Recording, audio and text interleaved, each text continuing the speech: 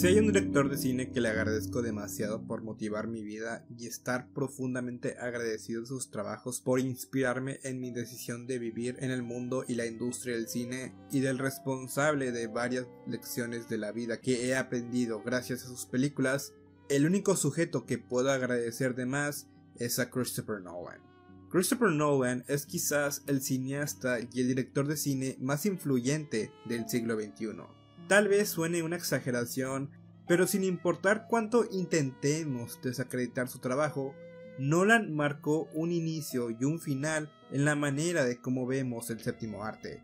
O al menos, ese es un pensamiento que se comparte mucho por el dominio público.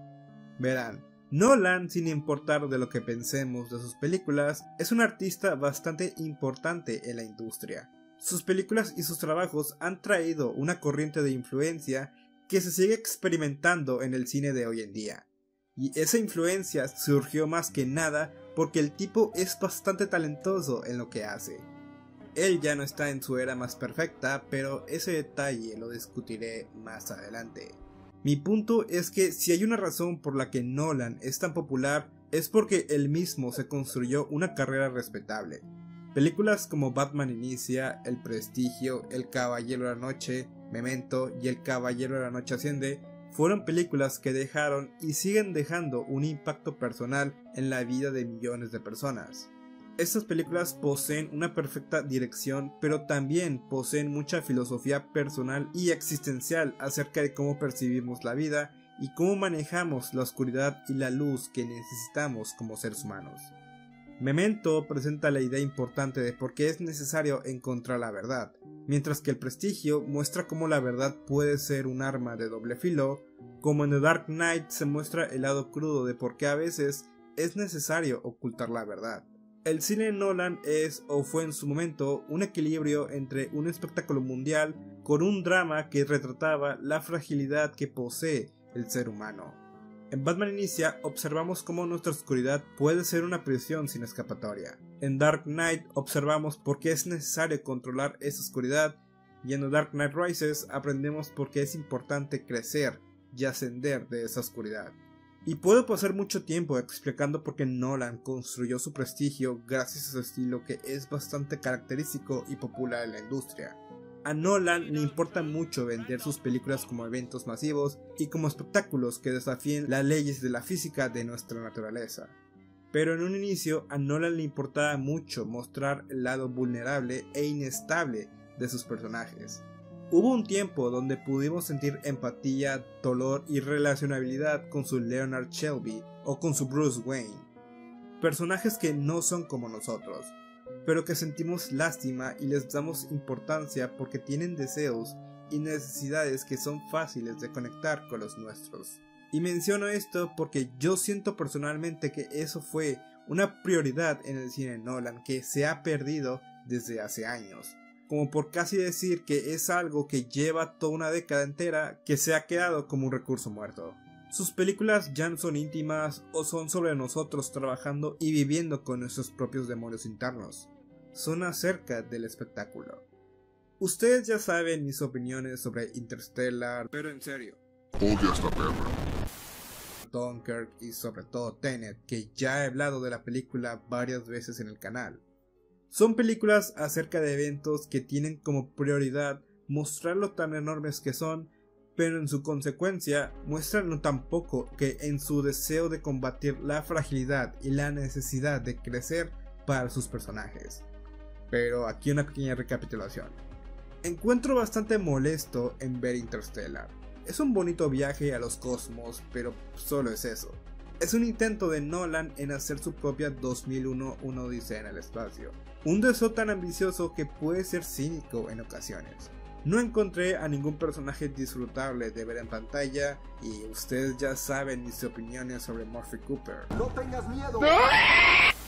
Dunkirk tenía una increíble premisa en la mesa, pero para mí Dunkirk solo fue más que shock value. Reconozco que Nolan tiene sus momentos donde me hizo sentir dolor, lástima y angustia por estos personajes, pero para mí Dunkirk se siente incompleta. Nunca conocemos a ningún personaje de la película en lleno, nunca conocemos su trasfondo o su deseo por luchar. jamás tenemos momentos de querer saber más de su pasado. Y lo único por la que sentimos empatía por ellos es porque Nolan necesita mostrar su sufrimiento y su sofocación, porque él quería hacer una película de guerra.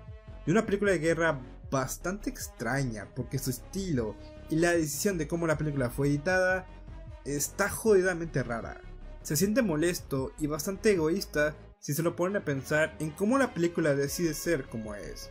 Para mí Dunkirk es solo manipulación emocional, y es un vacío retrato histórico. Sentí más empatía en 1917, Ben y Mira y en Salvando al Soldado Ryan que en una película bélica dirigida por mi artista favorito de toda la vida. Y luego tenemos a la cereza del pastel, Tenet. No sé por dónde empezar. Tenet es una mejora de sus anteriores trabajos, pero solo es eso, una mejora. No está a la altura de Insomnia si a mí me lo preguntaran, pero ¿por qué? Porque realmente no me importa para nada lo que le pase a los personajes. Nolan está más enfocado en crear este convoludo y sobreexplicado evento mundial sobre viajes en el tiempo, en donde ningún minuto de las 2 horas y media de la película sentí empatía por ninguno de los dos personajes de la cinta. Me agradan, pero es más que nada por la carisma de los actores, no la escritura de Nolan. El hecho de que el protagonista de la película literalmente se llama protagonista muestra qué tan cínico y muestra el poco interés por el valor y esencia humana que tiene Nolan con los nuevos personajes que él crea.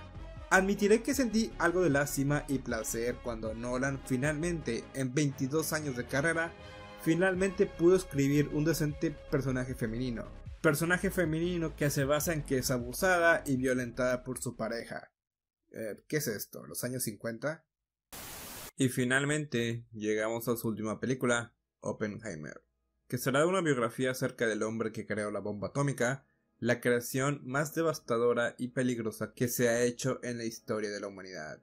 El arma que ha sido capaz y tiene el poder de terminar la vida de millones de seres humanos en el planeta Tierra, y que tiene el poder de terminar toda vida existente en el planeta.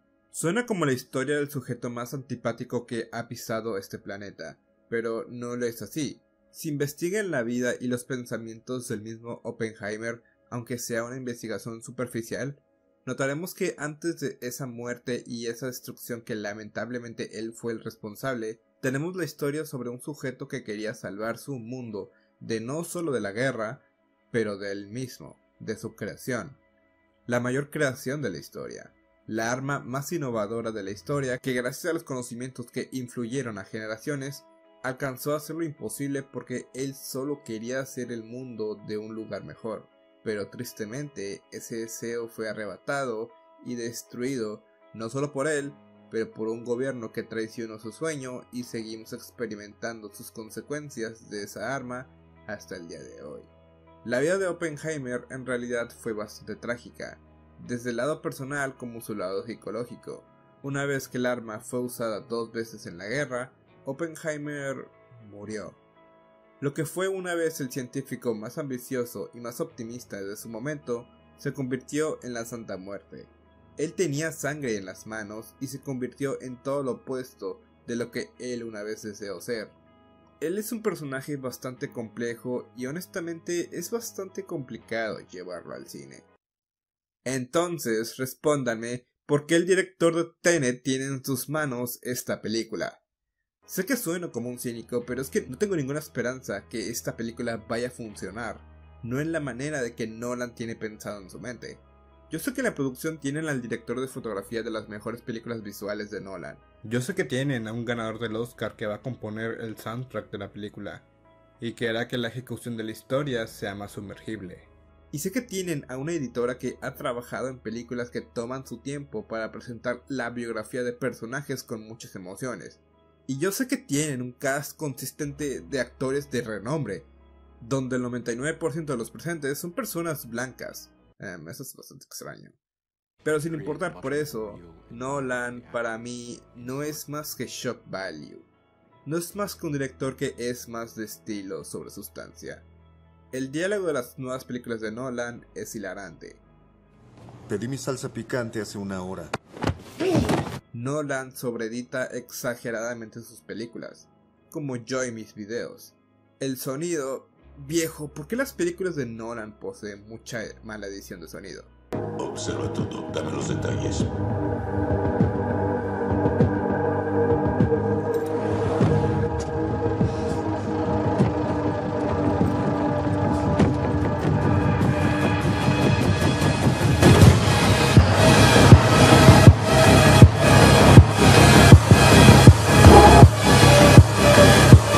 Como yo y mis videos.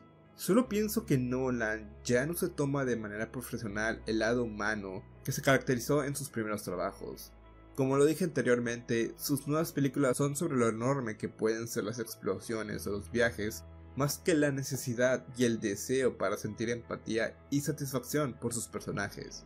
Uno de mis momentos favoritos del cine Nolan y una de mis escenas favoritas de todo el séptimo arte es esta pequeña escena en Batman Begins.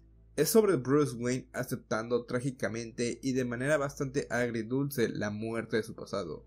Gracias a la edición y esa decisión pequeña de Nolan de incluirlo en el guión, donde observamos a Bruce teniendo flashbacks del momento que él observó cómo la vida le arrancó a sus padres solo para que Bruce se sienta nostálgico en esa ocasión, observamos que antes de ese sensual y maduro Bruce Wayne, tenemos un niño quebrado que perdió a sus padres. No tuvo el amor necesario que él necesitaba. Gracias al trabajo sonoro tan melancólico de Hans Zimmer y a la cinematografía tan helada de la escena, observamos y experimentamos cómo Bruce recuerda ese momento con dolor. Bruce quería tener una vida normal junto al amor de sus padres, pero él recuerda junto al arma que quería usar para matar al asesino de sus padres para poder sentir satisfacción emocional una vez más en su vida. Y solo podría cumplir eso al querer arrancarle la vida al hombre que destruyó su infancia y su felicidad para siempre. Y eso está en vano. Su deseo no se cumplió. Joe Chill murió. Y una vez que Chill muere, la necesidad de seguir insistiendo esos recuerdos dolorosos de vivir una realidad que jamás existió y ese deseo de venganza finalmente murieron.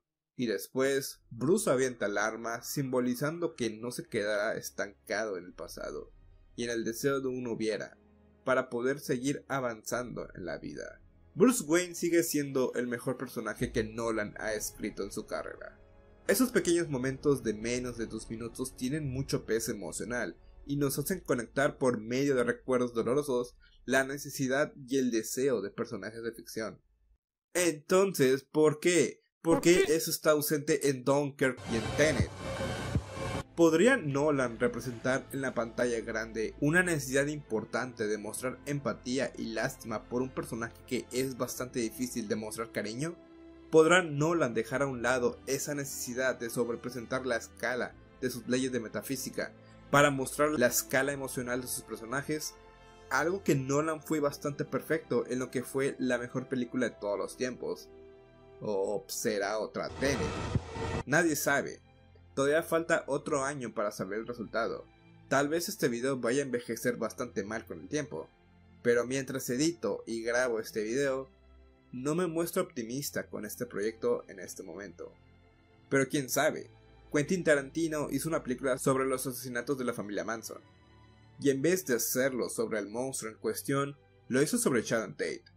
Tarantino nos presenta la mera imagen de Sharon Tate en persona. Una persona dulce, alegre, colorida, y que tuvo sueños y que nos hace sentir mal que ella se haya ido de este mundo. Tarantino nos presenta en una realidad alternativa en cómo Sharon Tate sí tuvo un final feliz. Hasta el final, antes de que aparecieran los créditos, nos sentimos rotos porque la película nos obliga a recordar que es solo ficción. Una ficción que deseamos que hubiera sido la realidad, pero no lo fue. Y lo más magnífico de ese detalle es que es Quentin Tarantino quien logró hacer eso. Un tipo que se toma todos sus asuntos como ficciones sobreexageradas que a veces algo trágico como la muerte de Tate no merecen una película dirigida por un sujeto que se preocupa por el espectáculo que la fragilidad humana de sus personajes. Pero el hombre nos cayó la boca. Lo que una vez todo el mundo pensó que sería una película de comedia y un insulto al personaje real y a su legado, terminó reforzando su imagen y nos terminó recordando por qué ella fue un personaje que debemos recordarla por lo que logró hacer y lo que quiso ser, en vez de su trágico destino. La cosa es que Había una vez en Hollywood está centrada en una realidad alternativa a la nuestra, y con Dunkirk vemos que Nolan nunca se va por ese camino. ¿Logrará Nolan regresar a sus raíces de lo que lo caracterizó cuando comenzó su apogeo en ser un maestro de sentir lástima y emociones por sus personajes de ficción? ¿Logrará Nolan evadir sus problemas de la era moderna y callarnos la boca como lo hizo Tarantino hace 3 años? ¿O será otra Tenet, o otra Dunkirk, o otra Interstellar? Un evento histórico que por fuera veremos la pasión de un director en contar esa historia, pero al mismo tiempo será una película vacía y gris. ¿Logrará Nolan sentirnos empatía por el creador de la bomba atómica o insultará su legado? Solo el tiempo nos va a dar la razón.